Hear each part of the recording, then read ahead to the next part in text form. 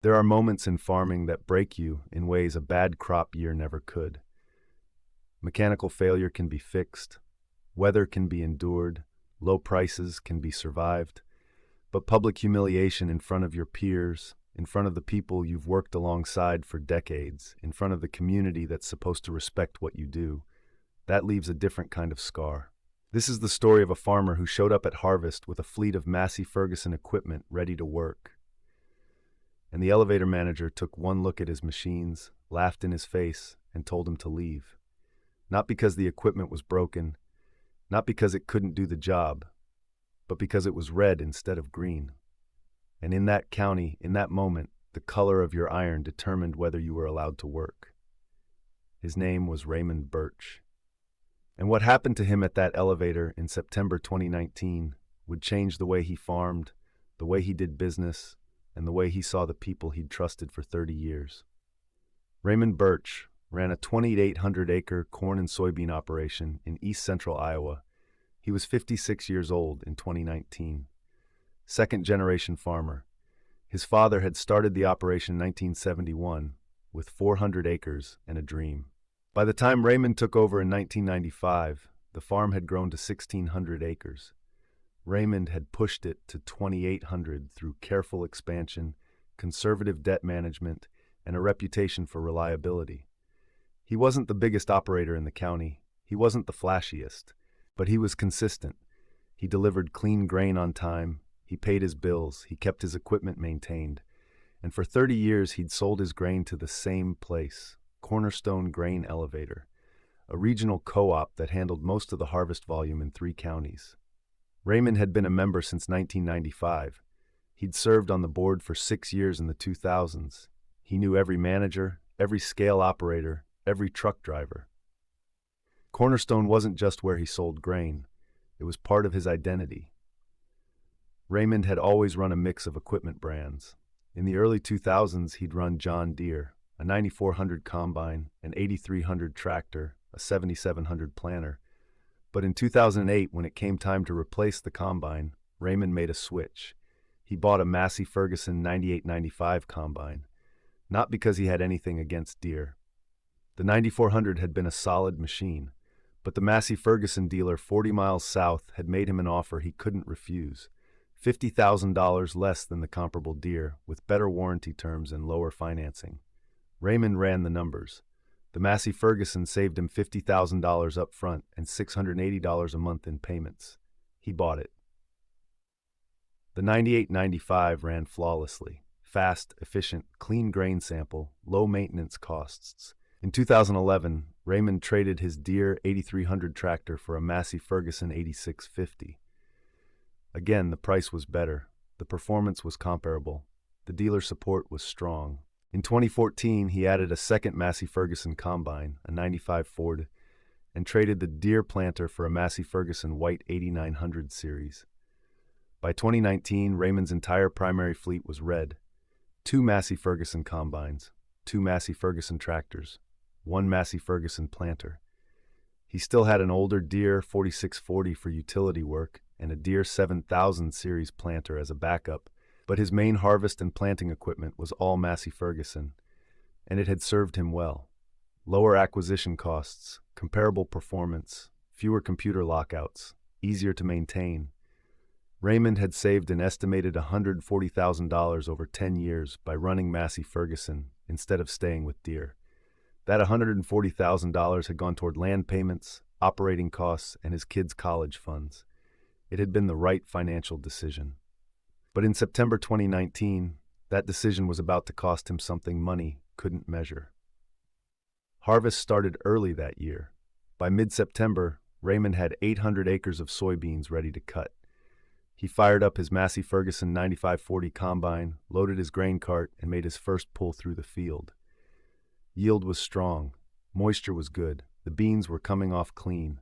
By noon, he'd filled his first semi-load, 1,000 bushels. He called his truck driver and told him to haul the load to Cornerstone Grain Elevator. The driver left. Raymond kept cutting. 40 minutes later, his phone rang. It was the truck driver. "Ray, we got a problem." Raymond's chest tightened. "What kind of problem?" "The elevator won't take the load." Raymond stopped the combine. What do you mean they won't take it? The manager says they're not accepting grain from Massey Ferguson equipment.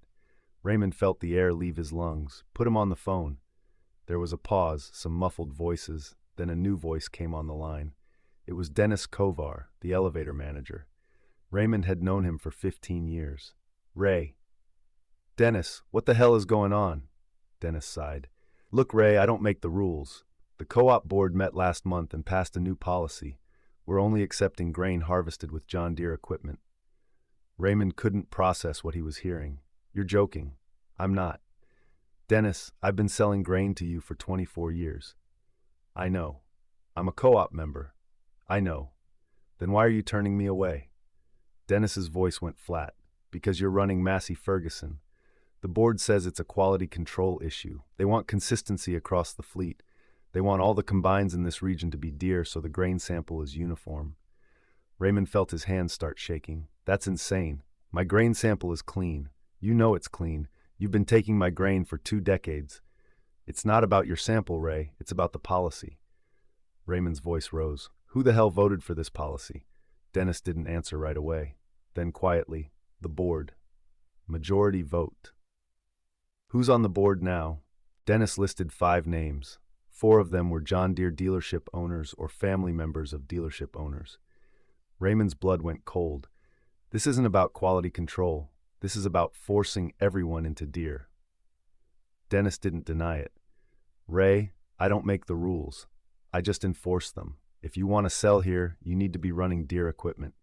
Raymond couldn't speak. Dennis continued. You can appeal to the board if you want, but until they change the policy, I can't take your grain. Raymond hung up.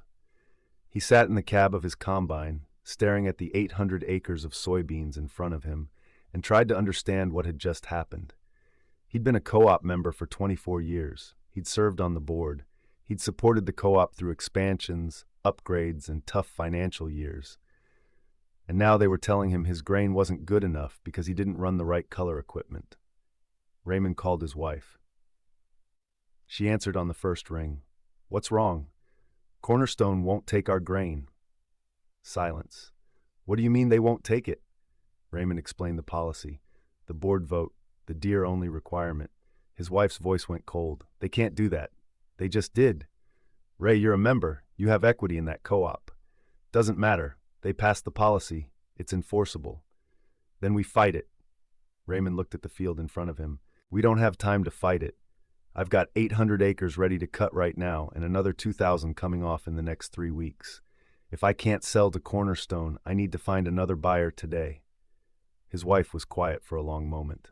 Then she said, I'll start making calls.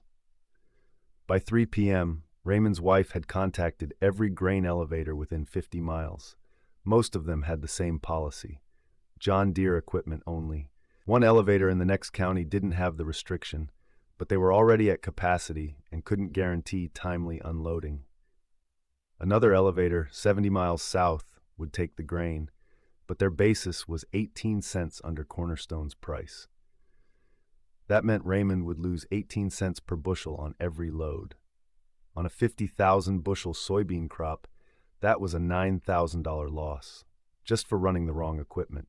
Raymond sat at his kitchen table and tried to think. He could haul to the distant elevator and take the loss. He could store the grain on farm and wait for a better option. Or he could do what the co-op wanted, trade his Massey Ferguson equipment and buy Deere. That night, Raymond didn't sleep. The next morning, Raymond drove to Cornerstone Grain Elevator. He walked into the office and asked to speak to Dennis Kovar. Dennis saw him and waved him into his office. Raymond didn't sit. I want to appeal this policy. Dennis nodded. You can submit a written appeal to the board. They meet next month. Next month, Dennis, harvest is happening right now. I know. So what am I supposed to do for the next 4 weeks? Dennis looked at him. Find another buyer or switch equipment. Raymond's jaw tightened. You know what this is, right? This is the Deere dealerships using the co-op to force farmers into their equipment. Dennis didn't deny it. Ray, I'm just the manager. I don't make policy. Raymond leaned forward. You've known me for 15 years. You know my grain is clean. You know my equipment is maintained. You know this policy is garbage. Dennis met his eyes. Yeah, I do. Then why are you enforcing it? Because if I don't, I lose my job. Raymond stared at him. Then he turned and walked out. That afternoon, Raymond made a decision. He wasn't going to trade his equipment. He wasn't going to play their game. He was going to haul his grain 70 miles south to the elevator that would take it, and he was going to eat the 18-cent basis loss. It would cost him $9,000 on this year's crop, but it wouldn't cost him his principles. Over the next 3 weeks, Raymond harvested 2,800 acres of soybeans and corn. Every load went to the elevator 70 miles south. Every load cost him an extra 2 hours of drive time and 18 cents per bushel in basis. His total loss for the season, $11,400. But his equipment stayed red. In October, Raymond submitted a formal appeal to the Cornerstone Co-op Board. He cited his 24-year membership, his service on the board, his clean grain history. He argued that equipment color had no bearing on grain quality and that the policy was discriminatory and anti-competitive. The board met in early November. Raymond wasn't invited to attend. 2 weeks later, he received a letter. The appeal was denied. The policy stood. The letter included one additional note. If you wish to continue utilizing Cornerstone services, you are encouraged to transition to approved equipment brands. Raymond read the letter twice. Then he burned it in his wood stove. By December 2019, word had spread. Raymond wasn't the only farmer in the county running non-Deere equipment. There were 5 others, 2 running Case IH, 1 running New Holland, 2 running Massey Ferguson. All of them had been turned away from Cornerstone. All of them had been forced to haul to distant elevators or accept lower basis prices, and all of them were furious. In January 2020, the 6 of them met at a diner in town. They didn't have a plan. They just wanted to talk. One of the Case IH farmers, a man named Leon Drexler, spoke first. "This is illegal. It has to be." Raymond shook his head. "It's not. Cornerstone is a private co-op. They can set whatever policies they want. But we're members. We have equity. Doesn't matter. The board has the authority to make operational decisions, and they made this one." Leon slammed his hand on the table. "So what do we do?" No one had an answer. Then the New Holland farmer, a younger guy named Travis Olmsted, said something that changed everything. "We build our own elevator." Everyone looked at him. "What?" Travis leaned forward. "We build our own. We pool our resources. We find a site. We build a small regional elevator, and we sell to whoever we want." Leon laughed. "Travis, do you know what that costs?" "A lot, but if we get enough farmers together, we can finance it." Raymond stared at him. "You're serious? Dead serious. If they won't let us sell to them, we build our own system." Over the next 6 months, Travis's idea became a plan. The 6 farmers recruited 14 others who were either running non-Deere equipment or who were fed up with Cornerstone's policies. Together, they formed a new cooperative, Redstone Grain LLC. They pooled $1.2 million in initial capital. They secured financing for another $3.8 million. In August 2020, they broke ground on a new grain elevator 15 miles east of Cornerstone. Capacity, 500,000 bushels. No equipment restrictions, no brand requirements, just clean grain and fair prices. Cornerstone didn't take the competition well. In September 2020, they dropped their basis by 12 cents to undercut Redstone's prices. It didn't work. Farmers who'd been turned away from Cornerstone brought their grain to Redstone out of principle, even when the price was slightly lower. By the end of the 2020 harvest season, Redstone had handled 1.2 million bushels, more than double their projected first-year volume. Cornerstone's volume dropped by 18%. In early 2021, Cornerstone quietly rescinded the equipment policy. No announcement, no apology, just a memo to member farmers stating that all equipment brands are now accepted. Raymond got the memo in the mail. He read it once, then he threw it away. He wasn't going back. By the fall of 2021, Redstone Grain had expanded. They added 2 more storage bins, increasing capacity to 1.1 million bushels. They brought in a full-time manager and hired 3 seasonal workers. They started offering competitive basis prices, sometimes beating Cornerstone by 5 to 8 cents per bushel. Farmers from 4 counties started hauling to Redstone, not just the ones running non-Deere equipment. Anyone who was tired of Cornerstone's corporate control and dealership politics. By the end of 2021, Redstone had handled 2.8 million bushels. Cornerstone's volume dropped by another 22%. In March 2022, Cornerstone Grain Elevator announced it was being sold to a larger regional co-op based in Nebraska. The sale was finalized in June. 3 of the 5 board members who'd voted for the equipment policy were quietly removed during the transition. Dennis Kovar, the elevator manager, retired.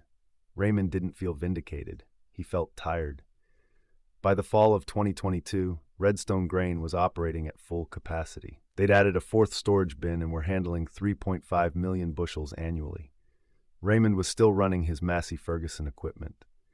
His 9540 combine now had 1,800 hours. His 8650 tractor had 4,200 hours. Both machines were paid off. Both machines were running strong. And every bushel of grain they harvested went to Redstone, at better prices than Cornerstone had ever offered. In November 2022, Raymond got a call from a farmer in the next county. The man had heard about what happened at Cornerstone and wanted Raymond's advice. "My local elevator just passed a policy. They're only taking grain from farms using precision ag tech, auto steer, yield monitoring, all that. If you don't have it, they won't take your grain. They say it's about data consistency." Raymond closed his eyes. "It's not about data. It's about forcing you into expensive upgrades so the tech companies and dealerships make money." "That's what I thought." "You gonna fight it?" The farmer was quiet for a moment. "I don't know how." Raymond thought about the last 3 years. The humiliation at the elevator, the 70-mile hauls, the $11,400 loss, the months of organizing, the risk of building Redstone. Then he thought about where he was now, farming on his own terms, selling to a co-op that respected him, running equipment he chose, not equipment someone forced him into. "You fight it by building something better." The farmer didn't say anything. Raymond continued. "Find other farmers in your area who are getting squeezed. Pool your resources. Build your own elevator or find a buyer who will treat you right. It's not easy, but it's better than letting them control you." The farmer thanked him and hung up. Raymond didn't know if he'd take the advice, but he hoped he would. It's now December 2024. Raymond Birch is 61 years old. He's still farming 2,800 acres with his Massey Ferguson equipment. His 9540 combine has 2,400 hours. His 8650 tractor has 5,100 hours. Both machines are fully paid off and still running strong. Redstone Grain LLC is now handling 4.2 million bushels annually from 47 member farmers across 5 counties. They've added a truck scale, a grain dryer, and a 6th storage bin. Their basis prices are consistently 6 to 10 cents better than the regional average, and they have no equipment restrictions, no brand requirements, no corporate control, just farmers working together on their own terms. Cornerstone Grain Elevator, under new ownership, has stabilized. They handle about 60% of the volume they did in 2019. The equipment policy is gone, the old board is gone, but the reputation damage remains. Farmers in that region remember what Cornerstone tried to do, and they remember who stood up to it. In early 2025, Raymond was invited to speak at a regional farm conference about cooperative development. He almost said no. He wasn't a public speaker, he wasn't comfortable in front of crowds, but his wife convinced him. People need to hear what happened. They need to know they can fight back. So Raymond agreed. He stood in front of 200 farmers and told the story, the policy, the humiliation, the 70-mile hauls, the decision to build Redstone. When he finished, the room was silent. Then a farmer in the back raised his hand. "How much did it cost you total to fight them and build Redstone?" Raymond thought about it. The $11,400 basis loss in 2019. The time spent organizing. The $60,000 he'd personally invested in Redstone's startup capital. The risk. "About $70,000 in 2 years of my life." The farmer nodded. "Was it worth it?" Raymond didn't hesitate. "Yeah, because now I'm not farming on someone else's terms. I'm farming on mine."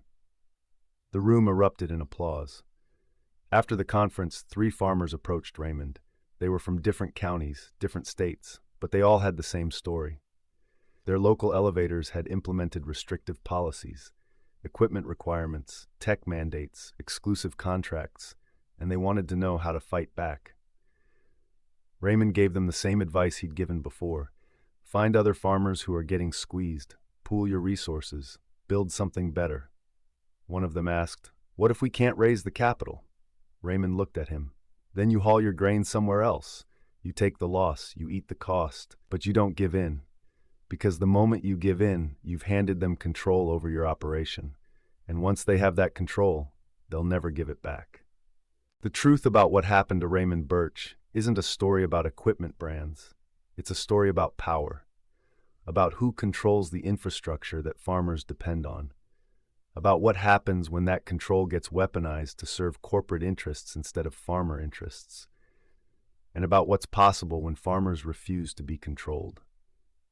Raymond didn't fight Cornerstone because he loved Massey Ferguson. He fought them because they tried to take away his right to choose, and when they wouldn't listen, he built an alternative. That alternative, Redstone Grain, is still operating today. It's proof that farmers don't have to accept the terms handed to them. They can build their own terms. It's harder, it's riskier, it costs money and time and energy, but it's possible.